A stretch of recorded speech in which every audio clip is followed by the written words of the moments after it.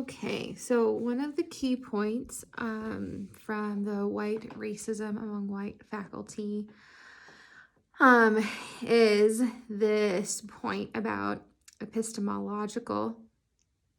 Try to say that right the first time. I think I did it.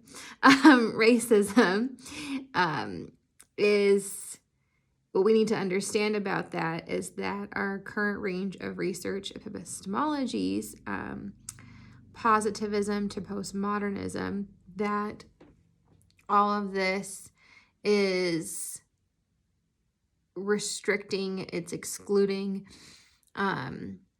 people of color. It is intentionally centering whiteness, and not just centering, but demeaning, dehumanizing people of color.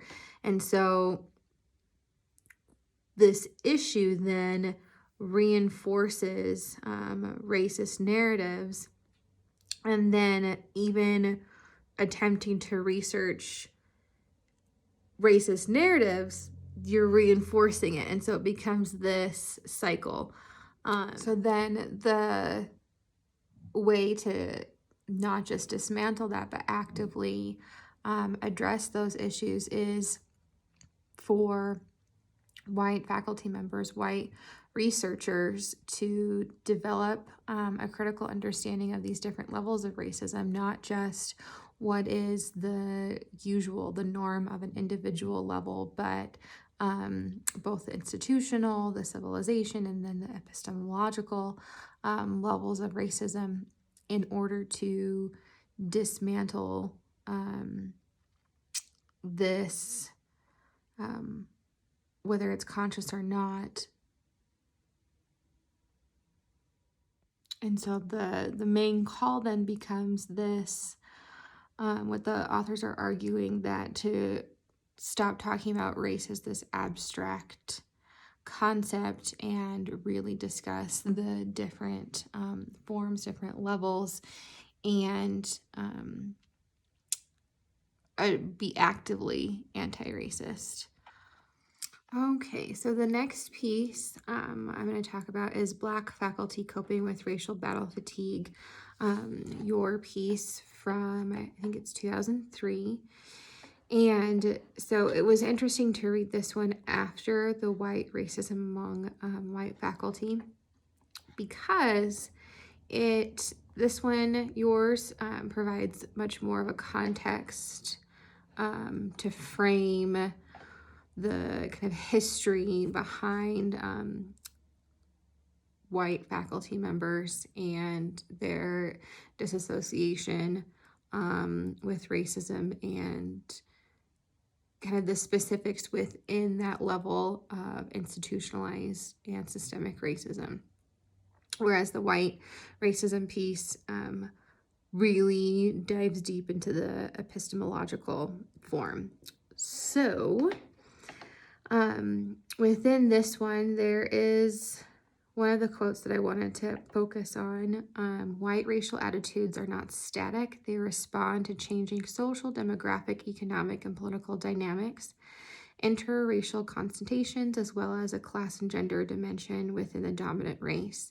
So you're bringing up this point about while white academics believe that we're currently in a post-racial society, you're arguing that it's not something that we're just all of a sudden beyond, that it's always going to be changing and responding to what is happening within the world. So we need to be looking at this through an intersectional lens, and also recognizing that racism itself isn't static as well. The other point that I want to connect with the book, Racial Battle Fatigue in Faculty, is that you are addressing racial priming. So not just talking about what is happening within the institution of higher education, but also these college students who have been racially primed to think of, to not take seriously any form of a diversity credit or addressing a faculty member of color. They're being indifferent towards that idea. So providing just a little bit more of a context again. I think one of the most important points is that the studies that you're referring to from your 1998 piece and the studies from 1996 is that white college students had the lowest levels of support for race-targeted programming and efforts in diversifying the curriculum. And so we're not taking, and by we, I mean the College of Education at the University of Utah, isn't taking seriously these diversity credits that in the Urban Institute, first of all, that name is ridiculous, but the UITE sect isn't thinking seriously about that multicultural education course. That's the kind of most recent example that just was popping up in my head throughout reading this, because of what's occurring in that class. You have a faculty member that is usually a part of the ECS department, most likely a faculty member of color, and teaching a class, a cohort of primarily young white college students that have been primed to have these stereotypes and prejudices that then are just full-blown attacks onto the professor teaching the course, when they're trying to deconstruct and I don't want to say diminish, that's not the right word, deconstruct and really have them evaluate their biases and prejudices before they go and teach classes that are primarily students of color. So the cycle just keeps on